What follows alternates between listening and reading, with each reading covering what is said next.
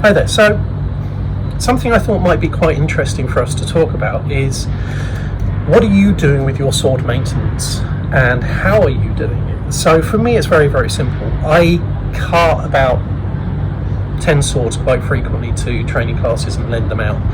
I get through a lot of bags, so if anyone's got recommendations for bags that can carry 10 plus swords, I'm well up for it. So when I get back, I quite frequently forget to carry out the most simple maintenance, which would be simply to oil them at the end of the session and then pack them away and they'll be nice and clean. So frequently I'm in a hurry to get out of the hall, I rush home, the swords sit a little bit, they sometimes get rusty. So for me the simple thing is something like Autosol or an equivalent, and then just dab it on, give it a wipe with one of these simple emery blocks, and that gets rid of most of the surface rust and fingerprints that we have on these things.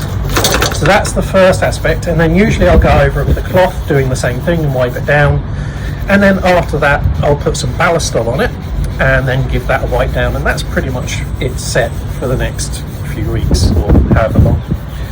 So the other thing that I will tend to do is at the end of each session, and I am fairly rigorous with this, with the swords that I bring home, is I'll go over the tips of the swords and I'll just make sure that first of all there's no wear between the sword tip and the leather. We tip all of our swords with leather, and quite thick leather, so I'll check that there's no movement from left to right on this, and I'll check that the leather hasn't gone through at all and replace it if it needs to be replaced. So that's something that we keep an eye on, and then just retaping if the taping's got frayed. So some of these through frequent contact. Here, for example, the tape has become coming away from the blade, so I'll go through this, I'll trim all this off, we'll give it a little bit of a tidy, and then we'll check the leather, and then we'll go through again. So that's my basic maintenance. Cleanliness, then safety, and then obviously making sure they're ready before we go on to the next thing. So that's the first thing. I would love your feedback to know how you're keeping your swords clean. The second thing that I had a little bit of a thought about was that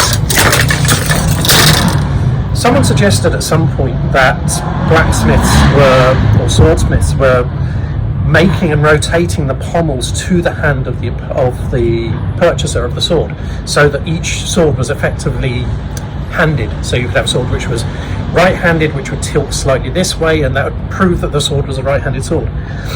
And what I wanted to say on this, if you have any feedback on this, I'm interested, is that nearly every single sword that I've had, be it peened or be it with a screw pommel fitting, over a period of time, if it's been a faceted pommel, has shifted to the use of my hand. So it's kind of like a gradual wear and tear. It turns in the hand in order to accommodate the bones of the palm of your hand. So for me, I think it's very unlikely that smiths were doing this as a tailor-made thing for people when they bought swords, but more that is something that happens if you use a sword for long enough, that it gradually, the pommel will turn in your hand. And certainly in my decades of training, that's been my experience with faceted pommels. But I'd like your feedback on that. So really two little different things. What is your sword maintenance routine? What is your sword tip safety routine? 3 things, apparently there's probably get more by the end of the video. And what's your feeling on this pommel rotation, whether it's something set or whether it's something that develops over time and use? Really interested to hear from you. Take care.